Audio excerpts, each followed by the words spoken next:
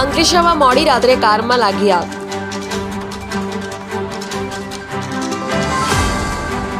અંકલેશ્વરના ચોટા નાકા પાસે સુરતથી ભરૂચ તરફ જતી કારમાં કોઈ કારણોસર આગ લાગી.